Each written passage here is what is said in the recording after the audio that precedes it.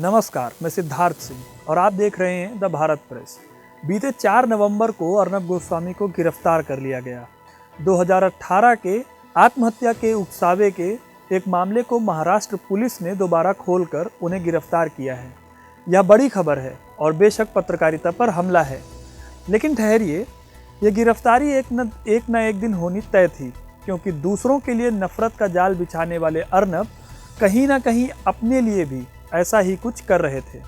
इस वीडियो में हम अर्नब गोस्वामी की गिरफ्तारी के मामले को समझते हुए यह देखने की कोशिश करेंगे कि कैसे सरकारें अपनी सहूलियत के हिसाब से अपने किरदारों का बचाव या फिर उन पर हमला करती हैं।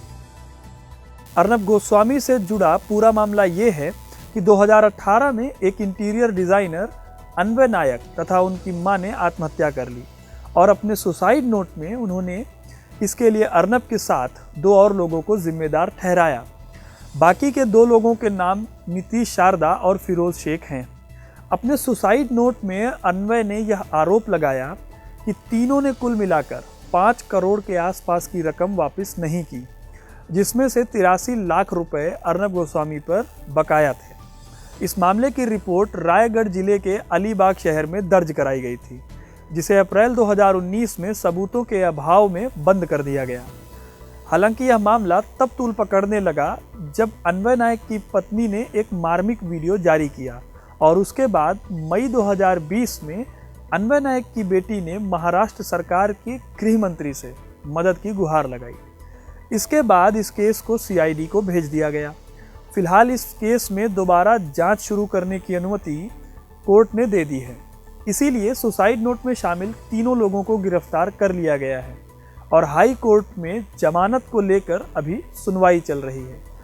कोर्ट ने इस याचिका को फिलहाल के लिए सुरक्षित रख लिया है। ताज़ा जानकारी ये है कि 9 सितंबर को अलीबाग कोर्ट रिमांड को लेकर सुनवाई करेगी। अर्नब की गिरफ्तारी को लेकर कई तरह की आवाज़ें उठने लगी हैं। कई लोगों ने इसे पत्रकारिता पर हमला बताया है, तो कुछ ने इसे महाराष्ट्र सरकार के बदला लेने या फिर विच हंट का नाम दिया है।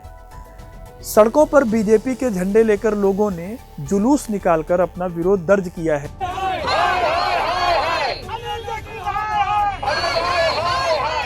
वहीं ट्विटर इस पर 2 की बजाय 3 हिस्सों में बटा हुआ नजर आता है। एक हिस्सा तो महाराष्ट्र सरकार को शेम शेम कहने के साथ ही अर्नब की पत्रकारिता को जोरदार समर्थन दे रहा है। दूसरी ओर कुछ लोग जश्न के मूड में हैं। वो इसे जैसे को तैसा और कर्म के फल चक्र का परिणाम बता रहे हैं। वहीं तीसरा हिस्सा वोक लिबरल्स का है, जो इस गिरफ्तारी को तो गलत बता रहे हैं, लेकिन यह भी कह रहे हैं कि अर्नब के साथ ऐसा होना तय था, क्योंकि उनकी जो लाइन थी वह बदल चुकी थी। दिलचस्प बात यह है कि लोगों से अलग तमाम सत्ताधारी नेताओं ने इस गिरफ्तारी का विरोध किया है, जिन्हें गौरी लंकेश और कलबुर्गी की हत्या के साथ ही लॉकडाउन के समय पत्रकारों पर हुई बर्बरता से फिलहाल कोई लेना देना नहीं था। ऐसा नहीं है कि अर्नब की गिरफ्तारी कोई पहला मुद्दा है जहां सरकार के तौर तरीकों पर सवाल उठे हों। एक लंबी फहरिस्त है जहां लगातार पत्रकारों की आवाज़ों का गला घोटने की कोशिश की गई है। अर्नब की गिरफ्तारी से आहत ट्विटर की पूरी जमात को देखना होगा कि वो कितनी लंबी नींद से जगे हैं। पिछले ही कुछ समय में कई पत्रकारों की हत्या या उनके साथ मारपीट की घटनाएं उत्तर प्रदेश या यूं कहें कि भाजपा शासित राज्य में भी हुई हैं, पर पत्रकारिता के प्रति यह प्रतिबद्धता उन मामलों में नहीं दिखाई देती। उत्तर प्रदेश दूसरे राज्यों के लिए नसीहत के तौर पर उभर कर सामने आया कि कैसे स्वतंत्र और निष्पक्ष पत्रकारिता की आवाज़ को सरकारी बेड़ियों में आसानी से जकड़ा जा सकता है। हाथरस मामले को कवर करने जा रहे मलयाली पत्रकार कप्पन पर सीधे UAPA लगा दिया जाता है। मिड डे मील में नमक रोटी पर रिपोर्टिंग के चलते भी UAPA उत्तर प्रदेश में लग जाता है। बनारस में 51 पत्रकारों का जल सत्याग्रह मीडिया का ध्यान नहीं खींच पाता। इसके अलावा राज्यों में पत्रकारों की सुरक्षा बेहद संवेदनशील रही है। बलिया के रतन सिंह, गाजियाबाद में विक्रम जोशी, कानपुर में शुभमवती त्रिपाठी और नवीन गुप्ता जैसे पत्रकारों की हत्या कर उनकी आवाज़ को हमेशा के लिए शांत कर दिया जाता है। दिन दहाड़े हत्याओं से उत्तर प्रदेश में पत्रकारिता शायद अपने स्वर्णिम काल को देख रही थी, इसीलिए मीडिया का उस पर ध्यान नहीं जा पाया। केशव प्रसाद मौर्य ने उत्तर प्रदेश में सवाल पूछने पर पत्रकारों को नसीहत दे दी कि राजनीति ज्वाइन कर ले, और उन्होंने भी अर्नब के मामले में ट्वीट कर पत्रकारिता की रक्षा की दुहाई दी है।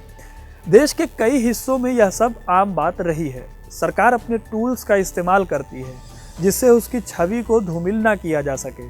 विनोद दुआ, गौहर गिलानी तथा पीरजादा आशिक जैसे कई पत्रकार अभी भी यूएपीए के मामले में घसीटे जा रहे हैं। जुलाई में ही 55 पत्रकारों को कोरोना पर सरकार की आलोचना के लिए गिरफ्तार कर लिया गया।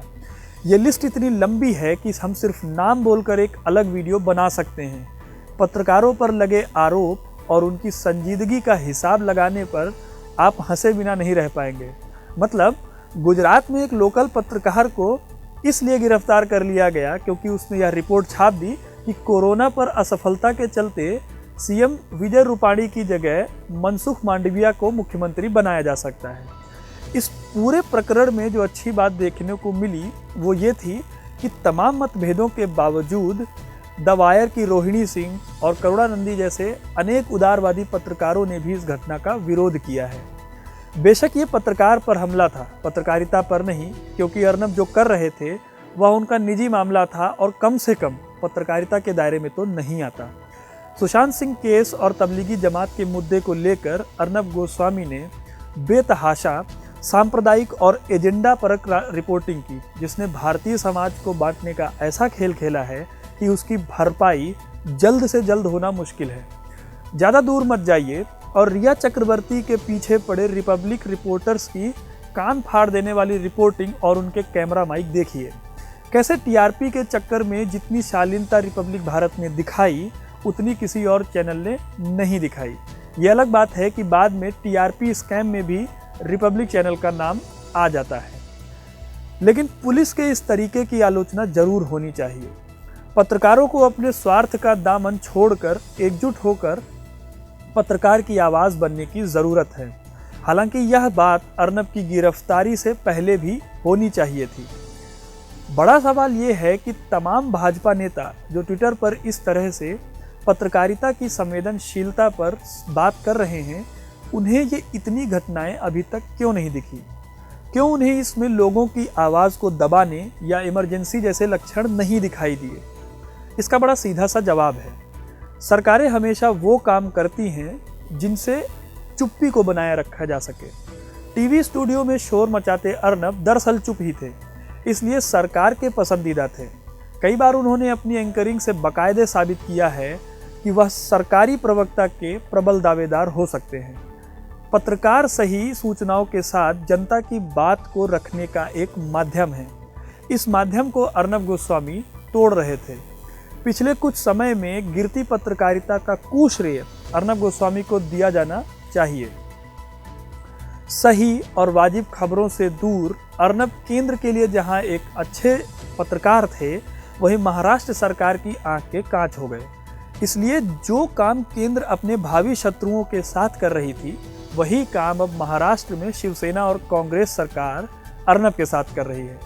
दूसरी ओर जो पत्रकार केंद्र के लिए दिक्कतें पैदा करते हैं, उन्हें केंद्र सरकार अपने हिसाब से टाइमिंग के साथ निपटाने की कोशिश करती है।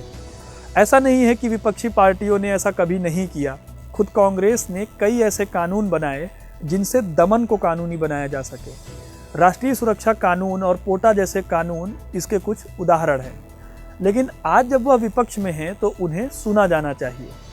अर्नब गोस्वामी के इस मामले में अगर आप सरकार पर दोष देने की सोच भी रहे हैं, तो आपको ये जानना जरूरी है कि सरकारों ने तो वही काम अभी भी जारी रखा है जो वह करते आ रहे हैं।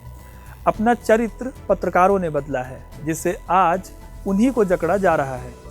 दरअसल हम सिलेक्टिव सिंड्रोम के शिकार हैं, इसलिए कई लोगों को ये गिरफ्तारी अच्छी लगेगी और कई लोगों को ये गिरफ्तारी बेहद गलत लगेगी। हालांकि जिनको यह गिरफ्तारी गलत लगेगी, उनमें से कई लोग दूसरे पत्रकारों की गिरफ्तारी पर ताली बजाते हुए आराम से देखे जा सकते हैं। यही बात दूसरी श्रेणी के पत्रकारों के लोगों के साथ भी होगी। इसी सिलेक्टिविज्म से सरकारें जनता को मूर्ख बनाकर चैन की नींद सोती हैं। पत्रकारिता के गिरते स्तर के एक तरह से सभी दोषी हैं, लेकिन पत्रकारों का जो रेवेन्यू सिस्टम है, जिसमें विज्ञापनों को टीआरपी के सहारे बांटा जाता है, असली झोल वहाँ है। एक नागरिक के स्तर पर हम ब्रांड्स को टीआरपी की बजाय गुणवत्ता वाले चैनलों को तरजीह दें। ऐसा हाल ही में हुआ है जब स्नैपचैट और बजाज मोटर्स के साथ ही पार्ले जी ने भी नफरती मीडिया चैनलों को अपने ऐड देने बंद करने का फैसला किया है। ऐसे ही कड़े फैसले नफरती मीडिया को सही कर सकते हैं और उन्हें उनका असली काम याद दिला सकते हैं। अर्नब गोस्वामी के इस मामले पर आपका क्या कहना है, हमें कमेंट में ज़रूर बताएं। वीडियो को लाइक और शेयर करना ना भूलें। ऐसे ही तमाम खबरों से जुड़े रहने के लिए द भारत प्रेस को सब्सक्राइब करना ना भूलें। धन्यवाद।